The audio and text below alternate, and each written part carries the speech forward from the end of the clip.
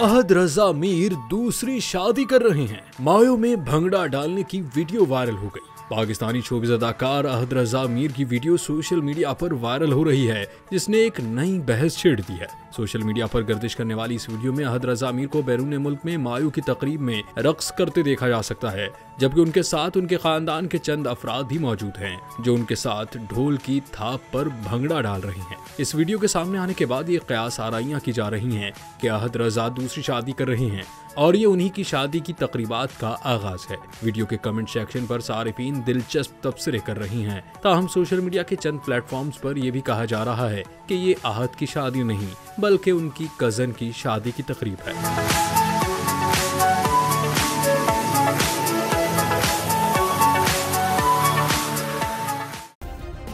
Subscribe करें और bell दबाएं ताकि कोई खबर रह न जाए।